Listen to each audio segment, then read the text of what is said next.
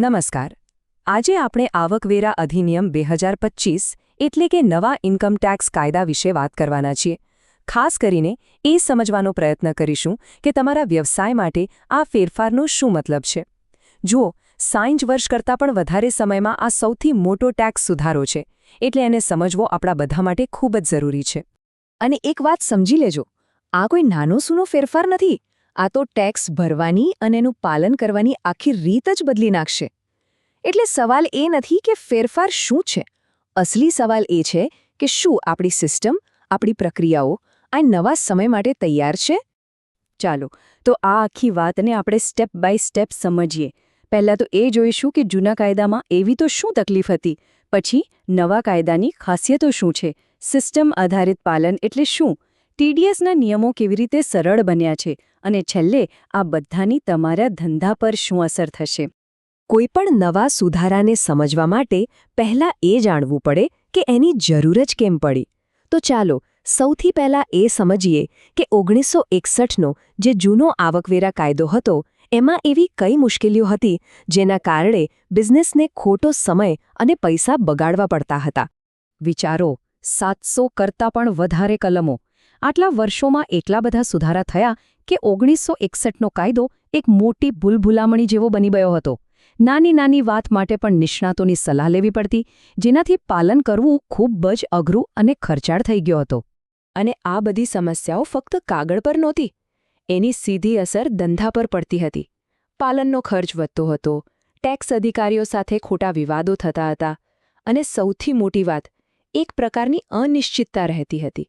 આ બધું બિઝનેસના નિર્ણયો લેવામાં નડતરરૂપ બનતું હતું. તો આ બધી સમસ્યાઓના ઉકેલ તરીકે આવ્યો છે આવકવેરા અધિનિયમ 2025, જે 1 એપ્રિલ 2026થી લાગુ થયો છે. એનો મુખ્ય હેતુ જ એ છે કે જૂની બધી જટિલતાઓને દૂર કરીને એક સ્પષ્ટ, સરળ અને આજના સમયને અનુરૂપ માળખું બનાવવામાં આવે. આ ટેબલ આખી વાતનો સાર કહી દે છે.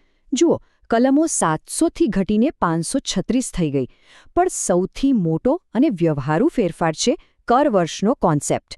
પેલા પાછલું વર્ષ અને આકારણી વર્ષ એમ બે અલગ અલગ વર્ષો યાદ રાખવા પડતા, જે ખૂબ ગૂંચવણભર્યું હતું. હવે બધું સરળ છે. એક જ કર વર્ષ.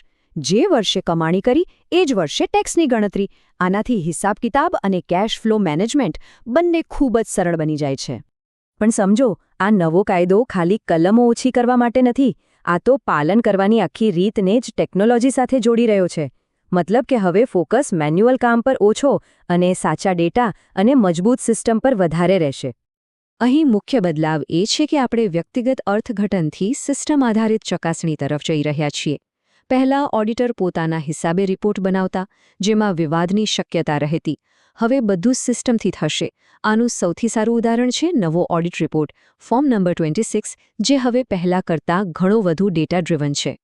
માળખાગત ડેટા એટલે કે હવે લાંબા લાંબા જવાબો લખવાની જગ્યાએ ડ્રોપડાઉનમાંથી વિકલ્પ પસંદ કરવાના અથવા હા કે નામાં જવાબ આપવાનો. આનાથી શું થશે? સિસ્ટમ આપમેળે જ ડેટાને વેલિડેટ કરી શકશે, પ્રોસેસિંગ ઝડપી બનશે, અને જો રિટર્ન અને ઓડિટ રિપોર્ટમાં કોઈ તફાવત હશે તો સિસ્ટમ તરત જ પકડી પાડશે.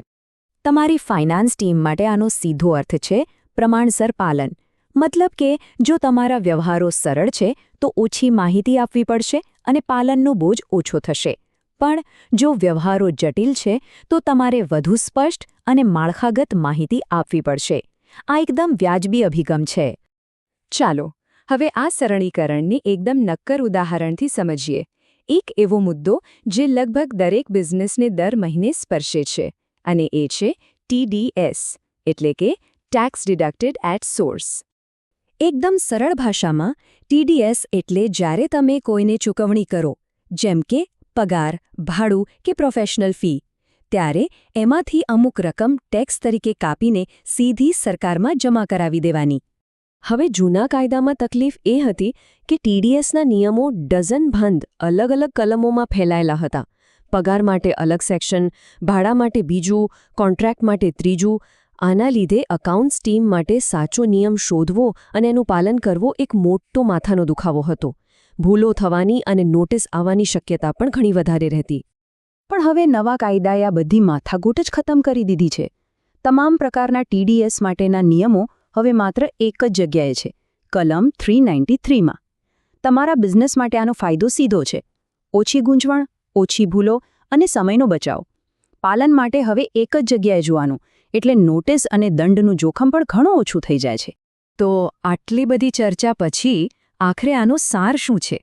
તમારા ધંધા માટે આ નવી વાસ્તવિકતાનો શું અર્થ થાય છે અને હવે આગળ શું પગલાં લેવા જોઈએ? તો મુખ્ય વાત એ છે કે ભલે કાયદાના નિયમો કાગળ પર સરળ થયા છે, પણ બિઝનેસના ડિજિટલ ઇન્ફ્રાસ્ટ્રક્ચર પરની જવાબદારી વધી ગઈ છે. હવે ફોકસ એ વાત પર નથી કે કાયદો શું કહે છે, પણ એ વાત પર છે કે તમારો ડેટા કેટલો સાચો અને ચોક્કસ છે.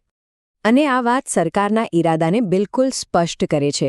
એક તરફ કાયદો એટલો સરળ બનાવવો કે નાનામાં નાનો વેપારી પણ એને સમજી શકે, અને બીજી તરફ ટેકનોલોજીનો એવો ઉપયોગ કરવો કે પાલન કરવું સરળ અને પારદર્શક બને. તો અંતે આ સુધારો દરેક બિઝનેસ માટે એક સીધો સંદેશ છે. નિયમો ભલે સહેલા થયા હોય, પણ ડેટાનું મહત્વ અનેક ગણું વધી ગયું છે. એટલે સૌથી મોટો સવાલ એ છે કે શું તમારું ડિજિટલ ઇન્ફ્રાસ્ટ્રક્ચર, તમારું અકાઉન્ટિંગ સોફ્ટવેર આ નવી ડેટા ડ્રિવન દુનિયા માટે તૈયાર છે? કારણ કે નવા ટેક્સ યુગમાં સફળતાની ચાવી હવે ટેકનોલોજી અને ડેટાની તૈયારીમાં જ છુપાયેલી છે.